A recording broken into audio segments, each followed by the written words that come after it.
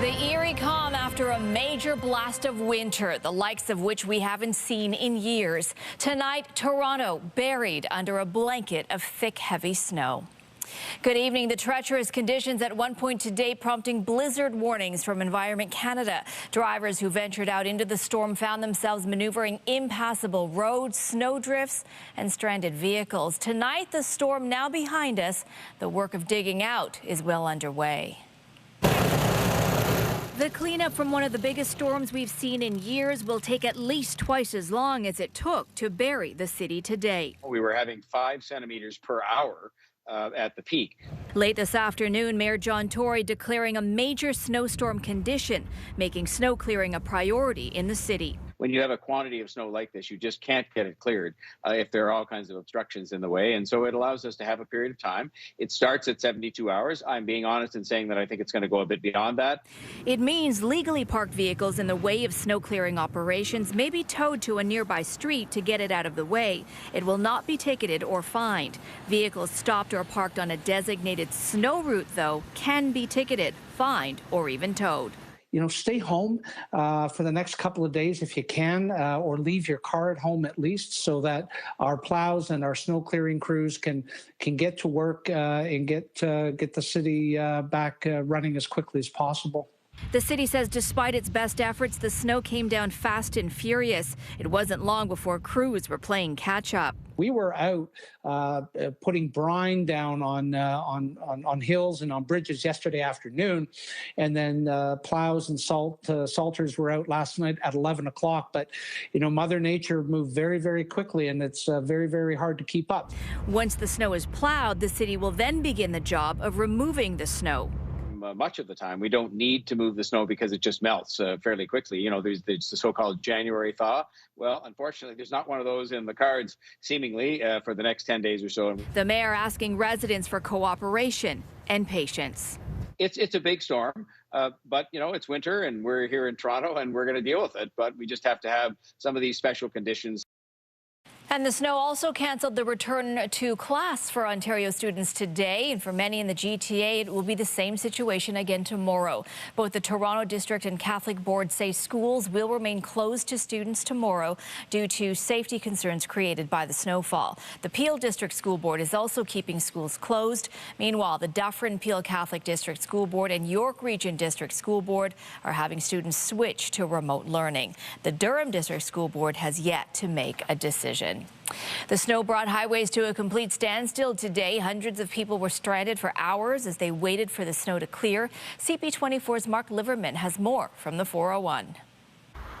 Yeah, it's been an absolute mess along the 401 in both directions all day long. We're on the 401 right near Weston, and you could see traffic just backed up as far as the eye can see. We know the storm was so bad, people were shoveling the highway at times. All of these issues, they've been happening again all day long. Transport trucks blocking lanes, some of them not able to make it up hills or ramps and getting stuck. I saw people getting out of their cars, some people walking along the highway as well. We also saw some vehicles with their engines shut off, likely to save gas just because of how long they've been stuck on the 401 as well. We know Sergeant Schmidt with the OPP says throughout the day, plows have been trying to get through, but vehicles that have been snowed over and stuck, transport trucks, they're making the jobs of those plows even more difficult.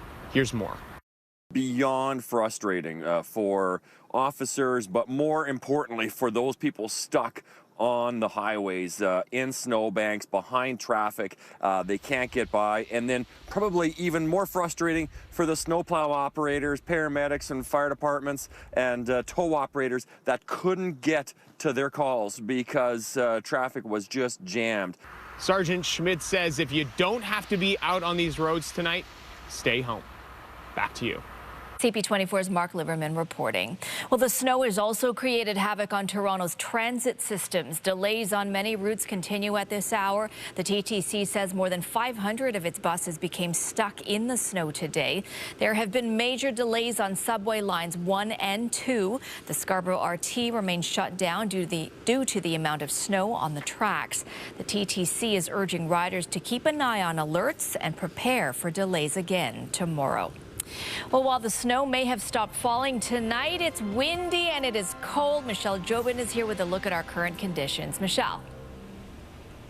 Well, Zoraida, the good news is that all warnings and watches for the GTA have been dropped for the Niagara region as well. But this storm has, of course, left a significant impact, as we know, on the region, and really saw some, historic, very not unprecedented, but very rare occasions with this. We were under a blizzard warning earlier this morning. That hasn't happened in the city of Toronto since 1993. We recorded a wind gust of up to 124 kilometers an hour at Pearson Airport around 8 a.m. So here's a look at the warnings and watches we have in place right now. They're all related to snow squalls, and those have set up off of Lake Huron and Georgian Bay in behind this area of low pressure that have moved through. So 5 to 15 centimeters of snow into tomorrow morning could occur as we get through the evening with these squalls. But the snowfall for the most part is moving on. We do have some gusty winds, blowing and drifting snow possible. Taking a look at temperatures right now, we're sitting at -3, feeling like -11 in the city of Toronto. And what we're looking at as we get through the overnight is a low of -9, feeling like -16. I'll take a look at some snowfall totals coming up in just a bit. Back to you, Zoraida. Okay, thanks, Michelle. Well, the snow is impacting emergency services, with Toronto's police chief telling officers to take people to hospital if ambulances have not arrived at the scene. CTV's John Musselman has more on the issues facing first responders. Days like this can be difficult for emergency services. A spokesperson for Toronto Paramedic Services says crews have been going non-stop since the storm hit. Call volumes are up because of accidents and vehicles stuck in snowdrifts, and just getting to some calls has been a challenge. These neighbors on St. Germain Avenue in Toronto spilled out onto the roadway to help clear the snow. Here he comes, here he comes. So a fire truck could get to a call. City officials are encouraging people to stay off the roads and allow plows time to properly clear residential streets. Officials with Toronto Paramedic Services say it will remain busy throughout the night right into Tuesday. Tomorrow they expect to see an increase in calls for people who slip and fall because of the icy conditions. John Musselman, CTV News. Premier Doug Ford was out and about in Etobicoke today, helping drivers stuck in the snow. Well, just trying to help people out, and we've pulled some people out, driven some people home, just trying to help them like everyone else is. Ford helped shovel snow for drivers who had become stuck. While the Premier was helping out some of his constituents, a new poll shows most Ontarians are not pleased with his government. These bad polls are capturing this bad moment that we're in. So he's bearing the full brunt of the fact that he's had to lock down Ontario, that he's had to keep kids out of school. People are not happy about it. The government hasn't been particularly coherent in the articulation of his policy. Why? What's guiding it? Where's the testing? All of those. So he's getting the full fire of that right now. But will he in June? The election may well be about things going forward as opposed to looking over the shoulder. The Angus Reid Institute survey found only 30% of Ontarians approve of the job Ford is doing as Premier. That's down 6 points since October. The online poll is considered accurate within 2 percentage points, 19 times out of 20. Well, we turn now to our COVID-19 coverage, where hospitalizations may be starting to level off. Ontario is reporting at least 3,887 people in hospital testing positive for COVID-19. That is an increase of 292 from yesterday. The number of people in intensive care is now 578. That's down 1 from Sunday. But the province notes some hospitals didn't report COVID-related occupancy on the weekend. Meanwhile, 8,521 more PCR tests have come back positive. This is an underestimate of the true number of cases due to the stricter eligibility criteria and a lack of testing resources. More than 38,000 PCR tests remain under investigation. Well, as the pandemic rolls on, there are some signs of optimism from Ontario's top doctor, even as the strain on healthcare system continues to grow. CTV's Queen's Park Bureau Chief Colin DeMello has more. The pressure of the Omicron variant on Ontario's hospital system seems to be stabilizing. 3,800 patients with COVID-19 in hospital today, 565 in ICU. But the chief medical officer of health says the rate of admissions seems to be slowing down. I am seeing hope now when we're looking at ICU numbers and numbers of people hospitalized, that our numbers are not accelerating. They're not increasing significantly. We're reaching a plateau. Reaching a plateau, according to Dr. Kieran Moore, brings the province closer to reopening. And I do see us further opening our economy in the coming weeks, given the sacrifices we are making are working. The new round of restrictions were supposed to last 3 weeks, taking us to January 26th.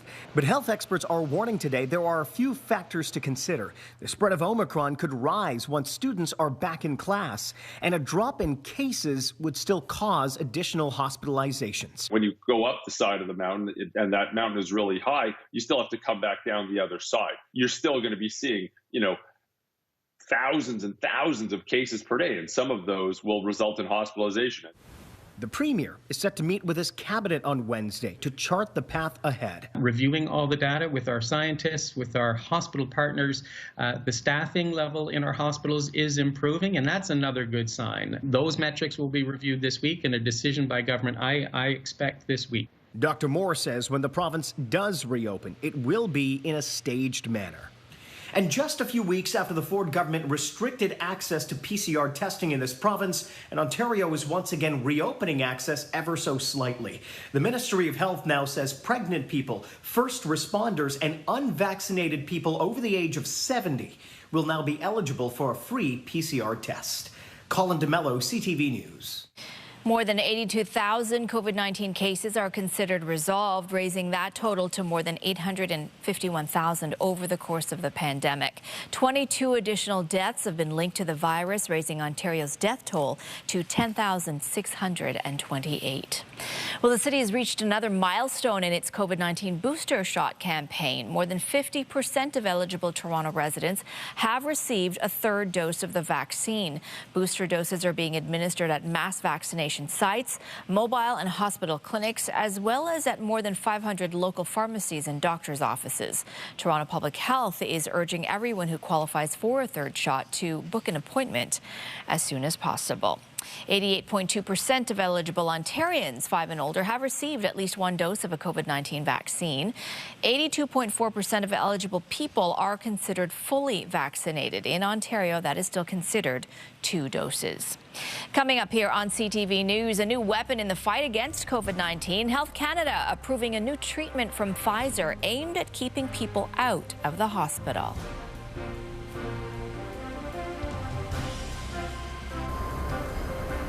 -3, feeling like -11 in Toronto right now. We have some flurries, winds gusting over 40 kilometers an hour at times, so blowing and drifting snow still a possibility. Looking ahead to tomorrow, after our low of -9, feeling like -16, we are going to be not a lot warmer getting into the day tomorrow, a high of -5. And of course, we have snow squalls north of the city to deal with as we get through the overnight and the morning. I'll tell you more about your 7-day forecast coming up after this. Give me some of that.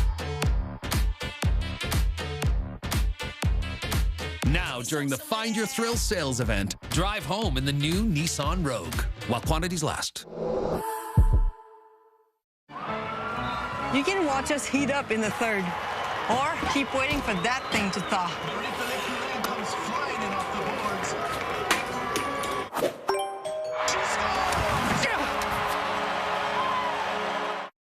The Princess Margaret Home Lottery is here, featuring the $8.3 million grand prize, our biggest ever. A $5.7 million show home built by Green Park Group, a Muskoka lakefront cottage, and $500,000 cash. Over 44,000 prizes to win. It truly is one big prize after another. Support one of the top 5 cancer research centers in the world. Buy now at PrincessMargaretLotto.com.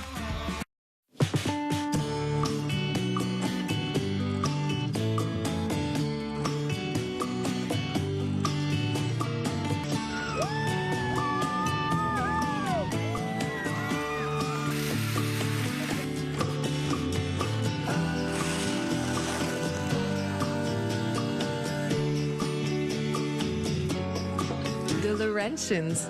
Our scenery, your story, Winter Edition.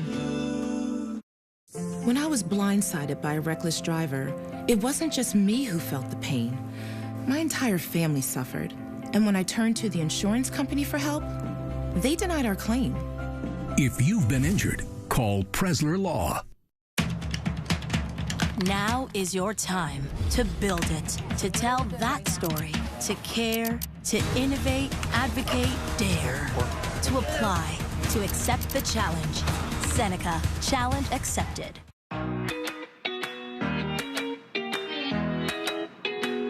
Sleep well, stay well.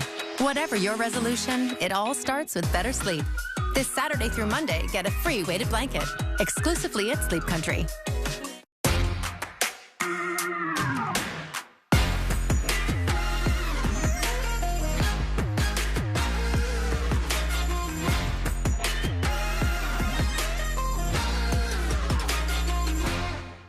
The next Lotto Max jackpot is an estimated $22 million.